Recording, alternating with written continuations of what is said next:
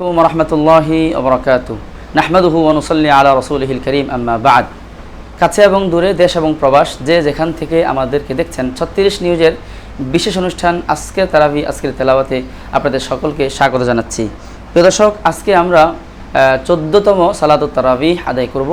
আজকের তারাবিতে কোরআনুল কারীমের 17তম পারা তেলাওয়াত করা হবে। প্রিয় দর্শক, 17তম পারায় কোরআনুল কারীমের দুইটি সূরা তেলাওয়াত করা হবে, সূরাতুল আম্বিয়া এবং সূরাতুল হজ। সূরাতুল আম্বিয়া কোরআনুল কারীমের 21 নম্বর সূরা এবং এই সূরার মধ্যে 112টি আয়াত রয়েছে এবং 60টি রুকু রয়েছে এবং এই সূরাটি মক্কায় অবতীর্ণ হয়েছে। সূরাতুল আম্বিয়া এই সূরার মধ্যে বেশ কয়েকজন নবীর ঘটনা বর্ণিত হয়েছে, যেমন ইউনুস আলাইহিস সালাতু ওয়াস সালামের ঘটনা, ইব্রাহিম আলাইহিস সালাতু ওয়াস সালামের ঘটনা, সুলাইমান আলাইহিস সালাতু ওয়াস সালামের ঘটনা, দাউদ আলাইহিস সালাতু ওয়াস সালামের ঘটনা এবং হযরতে মারিয়াম আলাইহিস সালাতু ওয়াস সালামের ঘটনা বর্ণিত হয়েছে। এই সূরার প্রথম আয়াতে আল্লাহ রাব্বুল আলামিন যেই আয়াত দিয়ে এই সূরা শুরু করেছেন এবং যেই আয়াত দিয়ে আজকের তারাবির তেলাওয়াত শুরু হবে সেটা হলো ইকতারাবা লিন-নাসি হিসাবুহুম ওয়া হুম ফি গাফলাতিন মুরিদুন। আল্লাহ রাব্বুল আলামিন বললেন যে মানুষের হিসাবের সময়, অর্থাৎ মানুষের কাছে কিয়ামতের যে দিনে যে হিসাব নেওয়া হবে সেই হিসাবের সময়টি অত্যন্ত সন্নিকটে এসে গিয়েছে, খুব কাছাকাছি রয়েছে, কিন্তু ওয়া হুম ফি গাফলাতিন মুরিদুন, মানুষ রয়েছে উদাসীনতার মধ্যে এবং সেই হিসাবের দিনের ব্যাপারে বিমুখ হয়ে আছে।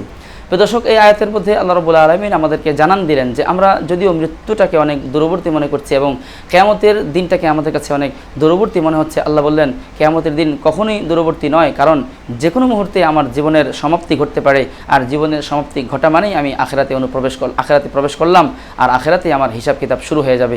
এই কারণে আল্লাহ রাব্বুল আলামিন এই আয়াতের মধ্যে আমাদেরকে বোঝাতে চাইলেন আমরা যেন হিসাবের দিনটাকে বিলম্বিত এবং দূরবর্তী মনে না করে গাফলতির মধ্যে জীবন না কাটাই, সেই বিষয়ে আল্লাহ আমাদেরকে সতর্ক থাকতে বললেন। দর্শক, এরপরে আল্লাহ রাব্বুল আলামিন এই সূরার 7 নম্বর আয়াতের মধ্যে বললেন যে ওমা আরসালনা ক্বাবলাকা ইল্লা রিজালান নূহি ইলাইহিম, হে নবী, আমি আপনাকেই সর্বপ্রথম একমাত্র নবী হিসেবে পাঠিয়েছি, বিষয়টি এমন নয়। আপনার পূর্বে আরও অসংখ্য নবী রাসূল দুনিয়াতে এসেছেন এবং তারা ছিল সকলেই পুরুষ এবং তাদের কাছে আমি ওহী পাঠিয়েছিলাম। এরপর আল্লাহ রাব্বুল আলামিন সকল মানুষের জন্য একটি গুরুত্বপূর্ণ হেদায়েত, একটি গুরুত্বপূর্ণ নির্দেশনা দিলেন। আল্লাহ বললেন যে ফাসআলু আহলায যিকরি ইন কুনতুম লা তা'লামুন, হে মানুষেরা, তোমরা যদি কোনো বিষয়ে জ্ঞান না রেখে থাকো, কোনো বিষয় যদি তোমাদের অজ্ঞতা থেকে থাকে, তাহলে সেই বিষয়ে নিজেরা সিদ্ধান্ত না নিয়ে যারা আহলুল ইলম রয়েছে, যারা এই বিষয়ে পারদর্শী রয়েছে, তাদের কাছে অবশ্যই জেনে নাও। এই আয়াতের মধ্যে আমাদের সকলের জন্য নির্দেশনা, আমরা যেন দিন পালনের ক্ষেত্রে, শরিয়া পালনের ক্ষেত্রে ওলামায়ে কেরামের শরণাপন্ন হয়ে তাদের থেকে জেনে জেনে আমল করি, এর মধ্যেই আমাদের জন্য দুনিয়া আখিরাতের কল্যাণ রয়েছে। প্রিয় দর্শক, এরপর আল্লাহ রাব্বুল আলামিন সূরা আম্বিয়ার 42 নম্বর আয়াতের মধ্যে বললেন যে কুল মান ইয়াকলাউকুম বিল-লাইলি ওয়ান-নাহার মিনার রহমান, তোমরা বলো যে রাত্রে এবং দিনে আল্লাহর পক্ষ থেকে তোমাদের উপরে যদি আযাব এসে যায়, তাহলে সেই আযাব থেকে কে তোমাদেরকে রক্ষা করবে? বাস্তবেই আল্লাহ ছাড়া আমাদেরকে রক্ষা করার মতো কেউ নেই। আল্লাহ তাআলা বললেন যে বাল হুম আন যিকরি রাব্বিহিম মুরিদুন, আল্লাহর আযাব থেকে রক্ষা করার মতো পৃথিবীতে আর কেউ নেই। সব ধরনের অসুবিধা থেকে, বিপদ আপদ থেকে আল্লাহ তাআলাই রক্ষা করে থাকেন। এরপরও দেখা যায় মানুষজন আল্লাহ তাআলার জিকির থেকে গাফেল থাকে, বিমুখ হয়ে থাকে, এটা তাদের নিজেদের জন্যই ক্ষতির কারণ। এরপরে আল্লাহ রাব্বুল আলামিন এই সূরার 69 নং আয়াতের মধ্যে ইব্রাহিম আলাইহিস সালাতু ওয়াস সালামের ঘটনা তুলে ধরলেন। বিস্তারিতভাবে এই ঘটনা এসেছে, যেটা সংক্ষিপ্ত তাফসীরের প্রোগ্রামে তুলে ধরা সম্ভব নয়। তবে এই সূরার এই ঘটনার সবচেয়ে গুরুত্বপূর্ণ পয়েন্ট যেটা, সেই আয়াত 69 নম্বর আয়াতের মধ্যে আল্লাহ বলেছেন যে কুলনা ইয়া নারু কুনি বারদাও ওয়া সালামান আলা ইব্রাহিম। প্রিয় দর্শক, আমরা সবাই জানি যে ইব্রাহিম আলাইহিস সালাতু ওয়াস সালাম তার সম্প্রদায় যে মূর্তি পূজা করতো, যে মূর্তিগুলোর ইবাদত করতো, এটা তার কাছে অত্যন্ত কষ্টদায়ক ছিল। তাই তিনি আল্লাহ তাআলার সন্তুষ্টির জন্য নিয়ত করেছিলেন যে কোনো একদিন তিনি এই মূর্তিগুলোকে ভেঙে গুড়িয়ে দিবেন। একটি উৎসবের দিনে যখন মুশরিকরা সবাই তাদের উৎসবে চলে যায় এবং তাদের উপাসনালয়গুলো খালি হয়ে যায়, তখন ইব্রাহিম আলাইহিস সালাম তাদের উপাসনালয়ে প্রবেশ করে সেই মূর্তিগুলোকে ভেঙে গুড়িয়ে দেন এবং একটি মূর্তিকে বাকি রেখে তার গলায় কুঠারকে ঝুলিয়ে রাখেন। প্রিয় দর্শক, এরপরে যখন এলাকাবাসী মুশরিকরা যখন তাদের এলাকায় ফিরে আসে, এই মূর্তির দুরবস্থা দেখতে পায়, তখন তারা বলাবলি করতে থাকে যে অবশ্যই ইব্রাহিম এই কাজ ঘটিয়েছে। এবার ইব্রাহিম আলাইহিস সালামকে যখন আনা হয়, সেখানে তার সাথে কিছু কথোপকথন হয়, যেটা আল্লাহ তাআলা কোরআনুল কারীমে সূরা আম্বিয়ার মধ্যে তুলে ধরেছেন। এরপর যখন সবাই জানতে পারে যে এই ঘটনা ইব্রাহিম ঘটিয়েছে, তখন তারা সিদ্ধান্ত নেয় যে ইব্রাহিমকে তারা আগুনের মধ্যে জ্বালিয়ে দেবে, পুড়িয়ে ফেলবে। তখন ওই দেশের তৎকালীন যে প্রধান ছিল নমরুদের নির্দেশে অগ্নিকুণ্ড তৈরি করা হয়, সেখানে দীর্ঘদিন পর্যন্ত আগুন প্রজ্বলিত করা হয়। উত্তপ্ত হয়ে যাবার পরে যখন ইব্রাহিম আলাইহিস সালামকে আগুনের মধ্যে নিক্ষেপ করা হয়, বলা হয়ে থাকে তাফসীরের কিতাবের মধ্যে যে আগুন এত উত্তপ্ত ছিল যে তার অনেক দূর দিয়েও এবং উপর দিয়েও পাখি যেতে পারতো না তাপের কারণে।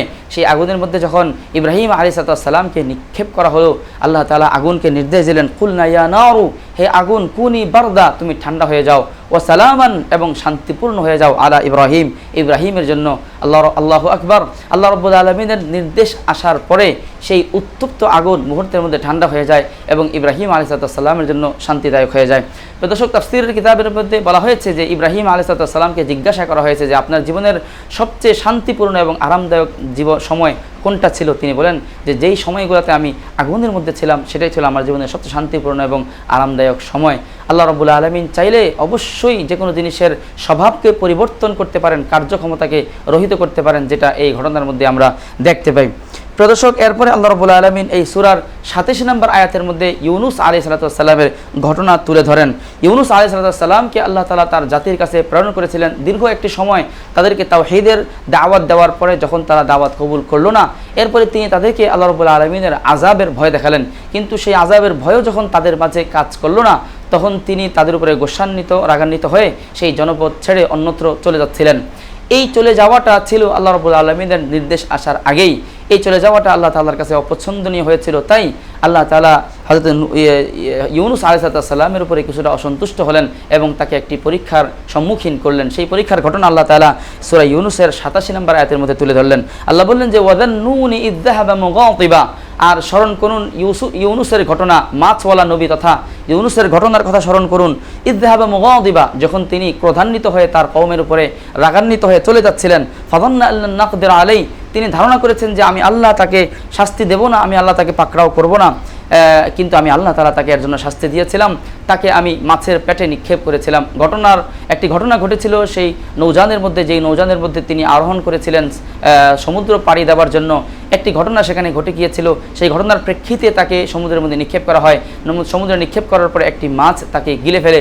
কোনো কোনো বর্ণনায় পাওয়া যায় সেই মাছটিকে আবার আরেকটি মাছ গিলে ফেলে। এরপরে তিনি অন্ধকারের মধ্যে নিমজ্জিত হয়ে যান। আল্লাহ তাআলা বলতেছেন ফানাদা ফিয যুলুমাত, যখন তিনি তার অপরাধ বুঝতে পারেন তখন তিনি আল্লাহ তাআলাকে বিনয় অবনত হয়ে আল্লাহ তাআলাকে ডাকতে থাকেন অন্ধকারের মধ্যে। কি শব্দে ডাকেন সেটা আল্লাহ তাআলা বললেন যে তিনি ডাকলেন লা ইলাহা ইল্লা আনতা সুবহানাকা ইন্নী কুনতু মিনাজ জালিমিন। এই দোয়া বারবার পড়তেছিলেন, এভাবে আল্লাহ তাআলাকে তিনি স্মরণ করছিলেন। প্রিয় দর্শক, আমরা এই আয়াতটি সম্পর্কে জানি এবং এই দোয়াটি সম্পর্কে জানি, যেটাকে দোয়াই ইউনুস বলা হয়ে থাকে। যেহেতু সর্বপ্রথম ইউনুস আলাইহিস সালাম এই দোয়ার মাধ্যমে আল্লাহকে স্মরণ করেছিলেন, এটাকে দোয়াই ইউনুস বলা হয় এবং এই দোয়াটি বিপদের সময় আমরা পড়ে থাকি। ইউনুস আলাইহিস সালাম যখন বারবার এই দোয়া পড়তেছিলেন, আল্লাহ রাব্বুল আলামিন তার প্রতি দয়াশীল হলেন এবং তার দোয়া কবুল করলেন, যেটা আল্লাহ তাআলা পরবর্তী আয়াতের মধ্যে বলেন ফাস্তাজাবনা লাহু ফানাজ্জাইনাহু মিনাল গাম্মি ওয়া কাযালিকা নুনজিল মুমিনিন। আমি তার ডাকে সাড়া দিলাম এবং তাকে এই পেরেশানি থেকে, এই দুরবস্থা থেকে মুক্তি দান করলাম। এভাবেই আমি আল্লাহ আমার মুমিন বান্দাদেরকে মুক্তি দিয়ে থাকি যখন তারা বিপদগ্রস্ত হয়ে আমাকে ডাকে। প্রিয় দর্শক, এরপরে আল্লাহ রাব্বুল আলামিন এই সূরার 105 নম্বর আয়াতের মধ্যে আল্লাহর একটি সিদ্ধান্তের কথা, আল্লাহ রাব্বুল আলামিনের একটি অমোঘ নীতির কথা আল্লাহ আমাদেরকে জানিয়ে দিলেন। আল্লাহ বললেন যে ওয়ালাকাদ কাতাবনা ফিজ জাবুর, আর আমি জাবুরের মধ্যে লিখে দিয়েছি।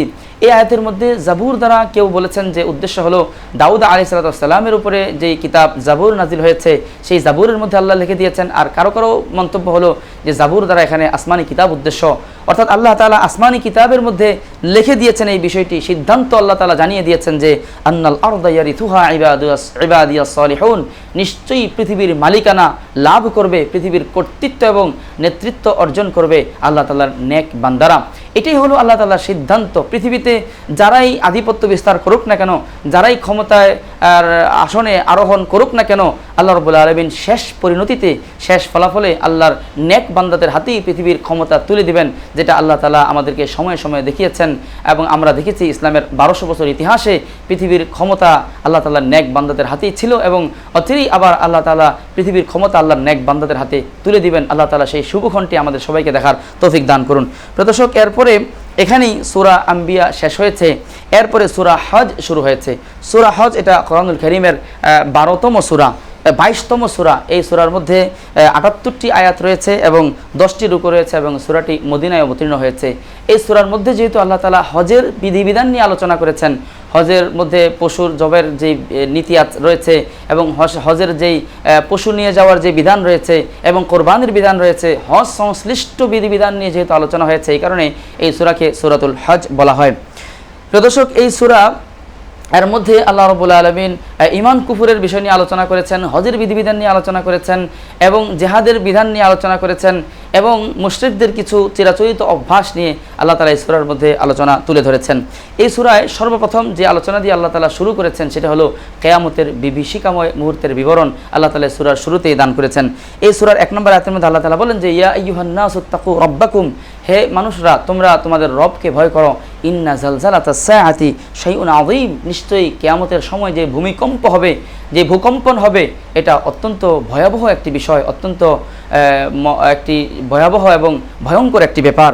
আল্লাহ তাআলা বললেন যে সেই দিনে মানুষের কি অবস্থা হবে। ইয়াউমা তারাউনাহা তাযহালু কুল্লু মুরদিআতিন আম্মা আরদাআত, সেদিন তোমরা দেখতে পাবে যে প্রত্যেক দুগ্ধদানকারিণী নারী তার দুধের বাচ্চাকে ভুলে যাবে, দুধ খাওয়ানো অবস্থায় সে তার কোলের শিশুর কথা ভুলে যাবে। ওয়া তাদাউ কুল্লু যাতির হামলিন হামলাহা, এবং প্রত্যেক গর্ভধারিণী নারী তার গর্ভের মধ্যে যে সন্তান রয়েছে সেই সন্তানের অকাল গর্ভপাত হয়ে যাবে, সন্তানের গর্ভপাতের সময় আসার আগেই সে ভূমিষ্ঠ হয়ে যাবে ভয়াবহতার কারণে। এরপর আল্লাহ বললেন ওয়া তারান নাসা সুকারা, সেদিন মানুষজনকে দেখা যাবে যে তারা মাতাল, তারা দিশেহারা, তারা উম্মাদ, তারা পাগল পারা। আল্লাহ বললেন না, তারা মাতাল নয়, তারা নেশাগ্রস্ত নয়, ওয়ালাকিন্না আযাবাল্লাহি শাদীদ, আসলে তারা নেশাদ্রব্য পান করেনি, তারা মাতাল হওয়ার জন্য কোনো বস্তু গ্রহণ করেনি, কিন্তু আল্লাহ তাআলার ভয়াবহ শাস্তি দেখার কারণে তাদের হিতাহিত জ্ঞান হারিয়ে গেছে। আল্লাহ রাব্বুল আলামিন কিয়ামতের দিনের সেই ভয়াবহ বিভীষিকাময় মুহূর্তে আমাদের সবাইকে হেফাজত করেন, সেই দৃশ্য অবলোকন করা থেকে আমাদেরকে রক্ষা করেন। প্রিয় দর্শক, এরপরে আল্লাহ রাব্বুল আলামিন এই সূরার 5 নম্বর আয়াতের মধ্যে যারা পুনরুত্থানের ব্যাপারে সংশয়বাদী এবং সন্দেহের মধ্যে রয়েছে তাদের সংশয় দূরীকরণে আল্লাহ তাআলা বললেন যে ইয়া আইয়ুহান নাস ইন কুনতুম ফি রাইবিম মিনাল বা'থ, হে লোক সকল, তোমরা যদি পুনরুত্থানের বিষয়ে দ্বিধার মধ্যে থেকে থাকো, সংশয়ের মধ্যে থেকে থাকো, তাহলে আমি তোমাদের সামনে তোমাদের যেই জন্মের সূচনা হয়েছে, তোমাদের সৃষ্টির সূচনা, সেটা নিয়ে আমি তোমাদের সামনে আলোচনা করছি।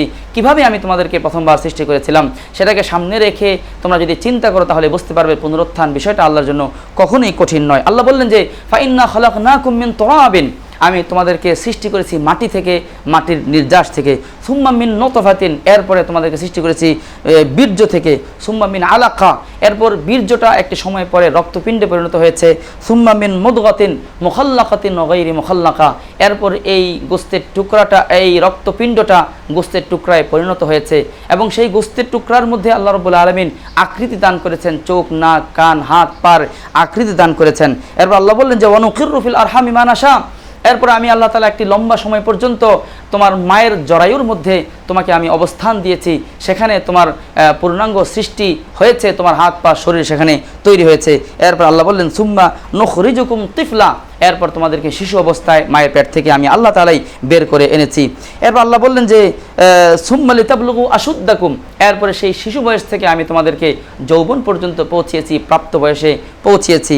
এরপর আল্লাহ বললেন অমিনকুম মাইয়ুতাওয়াফা অমিনকুম মাইয়ুরাদ্দু ইলা আরযালিল উমর, এরপরে যৌবনে পৌঁছার পরে দেখা গেছে তোমাদের মধ্যে কিছু মানুষ অল্প বয়সেই দুনিয়া থেকে বিদায় হয়ে গিয়েছে, আবার কিছু মানুষকে আমি আল্লাহ তাআলা বার্ধক্য পর্যন্ত পৌঁছে দিয়েছি, জীবনের পূর্ণতা পর্যন্ত পৌঁছে দিয়েছি।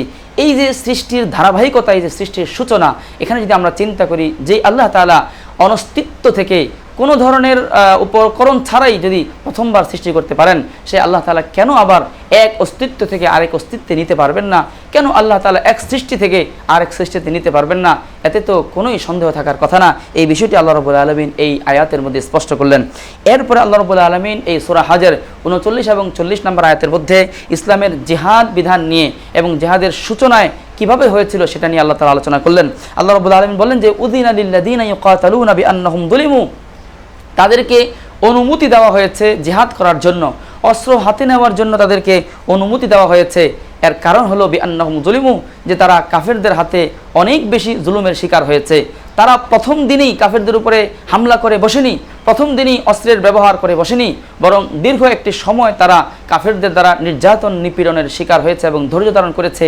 ধৈর্য ধরতে ধরতে যখন তাদের দেয়ালে পিঠ ঠেকে গিয়েছিল, তখনই আল্লাহ রাব্বুল আলামিন তাদেরকে প্রতিঘাতের অনুমতি দিয়েছেন। বস্তুত জিহাদ ছিল একটি প্রতিরোধের ব্যবস্থাপনা। আমার উপরে বারবার যে নির্যাতন মুখর হচ্ছে, নির্যাতন নিয়ে আসছে, তার থেকে আত্মরক্ষার জন্য, নিজেকে সুরক্ষার জন্য আল্লাহ রাব্বুল আলামিন প্রথম দিন জিহাদের অনুমতি দিয়েছিলেন। এরপর আল্লাহ বললেন যে আজকে যদি তোমরা আল্লাহর হুকুমে তাদেরকে প্রতিরোধের জন্য দাঁড়িয়ে যাও, ওয়া ইন্নাল্লাহা আলা নাসরিহিম লাকাদির, অবশ্যই আল্লাহ তাআলা তোমাদেরকে সাহায্য করবেন এবং আল্লাহ তাআলা সাহায্য করার ক্ষমতা রাখেন। এরপর আল্লাহ বললেন যে কেনই তাদেরকে আমি আল্লাহ জিহাদের অনুমতি দেব না, কেন যুদ্ধ করার অনুমতি দেব না? আল্লাযীনা উখরিজু মিন দিয়ারিহিম বিগাইরি হাক্কিন, যাদেরকে কোনো ধরনের কারণ ছাড়া, যৌক্তিকতা ছাড়া তাদের জনপদ থেকে বের করে দেওয়া হয়েছে। একটাই তাদের দোষ ছিল, ইল্লা আন ইয়াকুলু রাব্বুনাল্লাহ, তারা বলেছে আমাদের রব হলেন আল্লাহ। বস্তুত আমরা যদি আজকের পৃথিবীতে দেখতে পাই যে সকল মুসলিম ভূখণ্ডের উপরে আজকে কাফির সন্ত্রাসীরা, ইহুদি এবং খ্রিস্টান সন্ত্রাসীরা আগ্রাসন চালাচ্ছে এবং নিপীড়ন চালাচ্ছে, তাদেরও দোষ একটাই যে তারা সবাই বলে আমাদের রব হলেন আল্লাহ। তারা কালিমা বলে, তারা ইসলামের উপরে চলতে চায়, এই জন্যই তাদের উপরে নির্যাতন এবং নিপীড়নের স্টিম রোলার চালানো হচ্ছে। তাদেরকেই আল্লাহ তাআলা অনুমতি দিয়েছেন তাদের বিরুদ্ধে অস্ত্র ধরার জন্য। প্রদর্শক, এই জিহাদের যৌক্তিকতা আল্লাহ তাআলা এই সূরার মধ্যে তুলে ধরলেন। এরপর আল্লাহ তাআলা বলতেছেন যে আল্লাহ তাআলা যুগে যুগে এভাবে এক দলের মাধ্যমে আরেক দলকে প্রতিহত করার, প্রতিরোধ করার ব্যবস্থা আল্লাহ তাআলাই দিয়েছেন। যদি এই ব্যবস্থা পৃথিবীতে না থাকতো, তাহলে পৃথিবীর কোনো ধর্মের লোকেরা সুষ্ঠুভাবে, সুন্দরভাবে তাদের ধর্ম কর্ম পালন করতে পারতো না। আল্লাহ তাআলা বলেন যে ওয়ালাউলা দাফউল্লাহিন নাস বা'দহুম বিবা'দিন, আল্লাহ তাআলা যদি মানুষদের এক অংশ দ্বারা আরেক অংশকে এভাবে প্রতিহত না করতেন, তাহলে সকল ধর্মীয় প্রতিষ্ঠানগুলো, সকল ধর্মীয় স্থাপনাগুলো ধ্বংস হয়ে যেত। আল্লাহ বলেন লাহুদ্দিমাত, তাহলে বরবাদ হয়ে যেত, ধ্বংস হয়ে যেত। সাওয়ামি', মুশরিকদের উপাসনালয়, ওয়া বিয়াউন, এবং খ্রিস্টানদের উপাসনালয়, ওয়া সালাওয়াতুন, এবং ইহুদিদের ইবাদতখানা ধ্বংস হয়ে যেত। ওয়া মাসাজিদু, সাথে সাথে মুসলমানদের ইবাদতখানা যে মসজিদ, সেটাও ধ্বংস হয়ে যেত। ইউযকারু ফিহা ইসমুল্লাহি কাসীরা, যেখানে আল্লাহ তাআলার অনেক বেশি নাম জপা হয়। আল্লাহ তাআলা এই আয়াতের মধ্যে এটা বলে দিলেন যে যদি জিহাদ না থাকতো, তাহলে শুধু মুসলমানরাই ক্ষতিগ্রস্ত হতো না, পৃথিবীর সকল ধর্মের অনুসারীরা ক্ষতিগ্রস্ত হতো। আল্লাহ রাব্বুল আলামিন এই আয়াতের মধ্যে সব ধর্মের লোকদের ইবাদতখানাগুলোকে এখানে মেনশন করলেন। ইবাদতখানাকে আল্লাহ উপস্থাপন করে বললেন যে জিহাদের মধ্যে নিরাপত্তা, শান্তি, মুক্তি রয়েছে, শুধু মুসলমানদের নয়, পৃথিবীর সকল ধর্মের অনুসারীদের জন্য জিহাদের বিধানের মধ্যে কল্যাণ এবং নিরাপত্তা রয়েছে। যদি তারা বোঝে, তাহলে অবশ্যই তারা জিহাদকে কখনোই খারাপ নজরে দেখবে না, যেটা আল্লাহ তাআলা এই সূরার মধ্যে বললেন। প্রিয় দর্শক, এরপর আল্লাহ রাব্বুল আলামিন সূরা হজের ৭৩ নম্বর আয়াতের মধ্যে মুশরিকরা যে তাদের মূর্তিগুলোর পূজা করে থাকে, এই পূজাটা যে কত অসার এবং অনর্থক একটি কাজ, এবং তাদের মূর্তিগুলো যে কতটা দুর্বল, এই বিষয়টিকে একটি উদাহরণের মাধ্যমে স্পষ্ট করলেন। আল্লাহ তাআলা বললেন যে ইয়া আইয়ুহান নাস, হে লোক সকল, যারা তোমরা শিরকের মধ্যে লিপ্ত, দুরিবা মাসালুন ফাসতামিউ লাহ, আমি আল্লাহ তোমাদের জন্য একটি উপমা পেশ করছি, তোমরা মনোযোগ দিয়ে উপমাটা শোনো। আল্লাহ বলেন ইন্নাল্লাযীনা তাদউনা মিন দুনিল্লাহ, আল্লাহকে বাদ দিয়ে যাদের ইবাদত তোমরা করছো, যাদের উপাসনা তোমরা করতেছো, তাদের কথা আমি তোমাদেরকে বলি, লা ইয়াখলুকু যুবাবান ওয়ালাউ ইজতামাউ লাহ, তাদের একজন উপাস্য হবার জন্য, ইবাদতের উপযুক্ত হবার জন্য তাকে স্রষ্টা হতে হয়, তাকে খালিক হতে হয়। কিন্তু যাদের ইবাদত তোমরা করছো, তারা কি আসলেই কোনো জিনিস সৃষ্টি করতে পারে? আল্লাহ বললেন তারা সকলেই যদি একত্রিত হয়, পৃথিবীর সকল প্রতিমাগুলো যদি, দেবতাগুলো যদি একত্রিত হয়, তাহলে তারা একটা মাছিও তৈরি করতে সক্ষম হবে না। লা ইয়াখলুকু যুবাবান ওয়ালাউ ইজতামাউ লাহ। এরপর আল্লাহ বললেন মাছি তৈরি করা তো অনেক দূরের বিষয়, ওয়া ইয়াসলুবহুমুয যুবাবু শাইআন লা ইস্তানকিযুহু মিন, তাদের সামনে তোমরা যে ভোগ দিয়ে থাকো, যে খাদ্য সামগ্রী রেখে থাকো, তাদের সামনে থেকে যদি খাদ্য সামগ্রী কোনো মাছি এসে ছিনিয়ে নেয়, কেড়ে নেয়, তাহলে সেই মাছিটিকে তাড়ানোর মতো শক্তিও তারা ধারণ করে না, শক্তিও তাদের মধ্যে নেই। এতটাই অসার এবং দুর্বল তারা। এই দুর্বলদের ইবাদত তোমরা করতেছো। আল্লাহ বললেন দাউফাত তালিবু ওয়াল মাতলুব, যারা ইবাদত করে তারাও দুর্বল, যাদের ইবাদত করা হচ্ছে তারাও দুর্বল।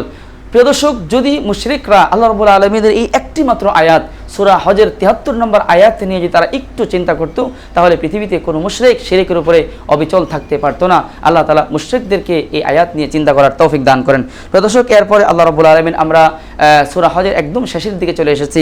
আল্লাহ রাব্বুল আলামিন এই সূরার ৭৮ নম্বর আয়াতের মধ্যে বললেন যে ওয়াজাহিদু ফিল্লাহি হাক্কা জিহাদে, তোমরা আল্লাহর দ্বীন বাস্তবায়নের জন্য, আল্লাহর দ্বীনকে সামনে অগ্রসর করার জন্য যথাসম্ভব তোমরা জেহাদ এবং চেষ্টা চালিয়ে যাও, সংগ্রাম চালিয়ে যাও। হুয়াজতাবাকুম ওয়া মা জাআলা আলাইকুম ফিদ দীন মিন হারাজ, তিনি আল্লাহ যিনি তোমাদেরকে আল্লাহর মনোনীত ধর্মের জন্য তিনি তোমাদেরকে নির্বাচিত করেছেন, তিনি তোমাদেরকে বাছাই করেছেন এবং তোমাদের জন্য এই ধর্ম পালনে কোনো ধরনের জটিলতা রাখেননি, কোনো ধরনের অসুবিধা রাখেননি, এই দিনকে তোমাদের জন্য সহজ করে দিয়েছেন।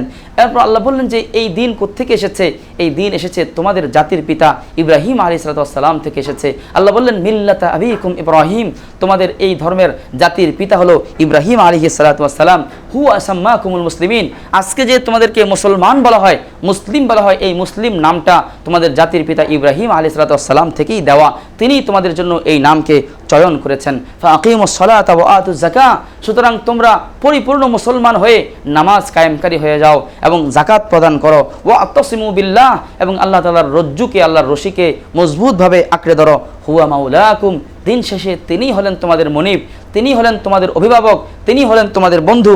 ফানি'মাল মাওলা ওয়া নি'মান নাসির, কত উত্তম অভিভাবক তিনি এবং কত উত্তম সাহায্যকারী তিনি। প্রিয় দর্শক, আসলেই আল্লাহ রাব্বুল আলামিন একমাত্র আমাদের অভিভাবক, তিনি আমাদের একমাত্র মনিব, তিনি আমাদের একমাত্র সাহায্যকারী, তিনি ছাড়া আমাদের কোনো সাহায্যকারী নেই। প্রিয় দর্শক, আজকের এই 17 নং পাড়ার মধ্যে আল্লাহ রাব্বুল আলামিন আমাদের জন্য যেই দিক নির্দেশনাগুলো দিয়েছেন সেগুলোর উপরে আমাদের সবাইকে শতভাগ ওঠার তৌফিক দান করুন। ওমা আলাইনা ইল্লাল বালাগ। আসসালামু আলাইকুম ওয়া রাহমাতুল্লাহি ওয়া বারাকাতুহু।